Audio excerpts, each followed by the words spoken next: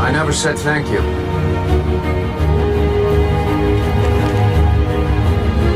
And you'll never have to.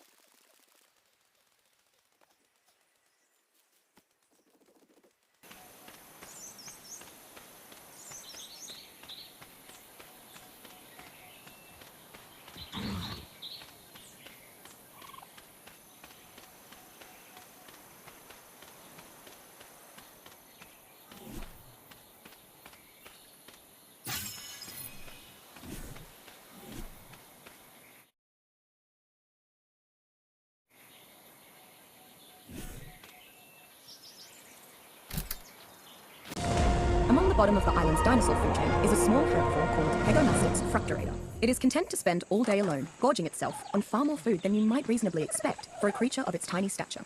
Its beak appears perfectly evolved for collecting food from plants, while avoiding the indigestible fibrous strands.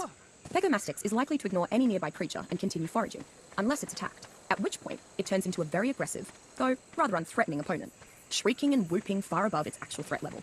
You expect a creature this small and weak to live in flocks, but Pegomastix seems to be fairly solitary in nature. While not pretty and far too small to ride, tribes often keep Pegomastix around as a kind of farming aid. Its skill at scavenging means that it collects an extraordinary quantity of seeds and berries, while also handily gathering the rare flowers, mushrooms, and other ingredients necessary to cook up unusual concoctions.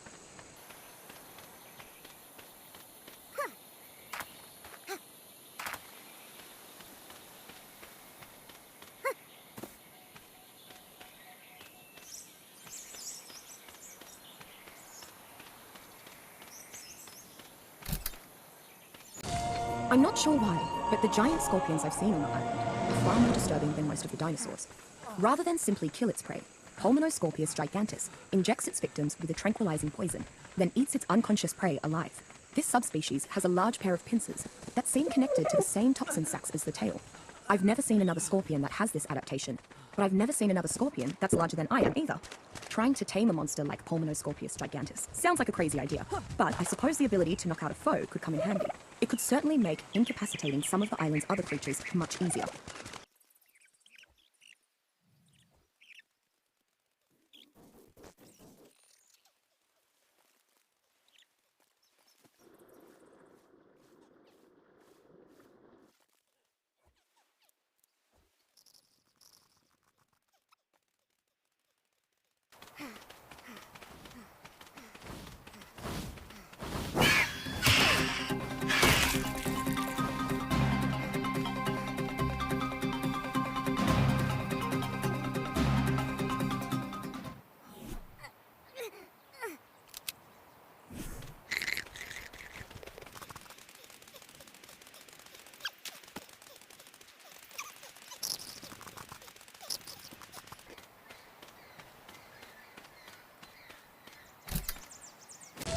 Fairly unremarkable by the island standards, Oncorhynchus grexlandia is a generally passive fish.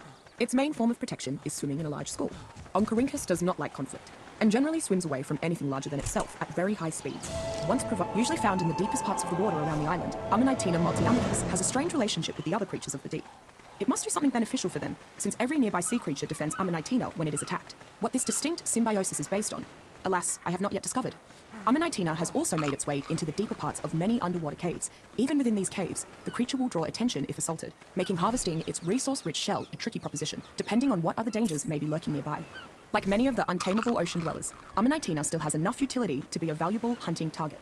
If a tribe is willing to risk the wrath of nearby would-be protectors, Ammonitena bile can be harvested from the innards of its corpse. This bile can then be worked over with other chemicals to produce powerful concoctions, the most notable being a mixture that causes creatures to become enraged and attack the source of the scent.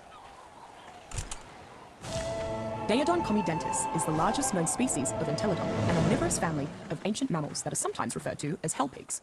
Even though Daeodon has as many similarities to modern hippopotamidae as it does to swiner, I found that to be a suitable nickname. Daeodon is as mean as it looks, and any survivor who wanders too close will find that out the hard way. As an omnivore with a voracious appetite, Daeodon scavenges, forages, and hunts to survive. It has little qualms when it comes to its diet, and that has helped it thrive on the island's harsh tundra. Its temper hasn't hurt either, as many would-be predators would rather seek out less vicious prey. Many tribes have made excellent use of Daeodon packs within their war parties, not only because of its fierce nature, but due to its extraordinary ability to rapidly heal itself. I've theorized that this healing factor is why it seems to have such a high metabolism, though what is particularly extraordinary is its capability to share this benefit with nearby creatures. I've even heard some survivors mention that the Daeodon also has a unique ability to root out rare mushrooms as well.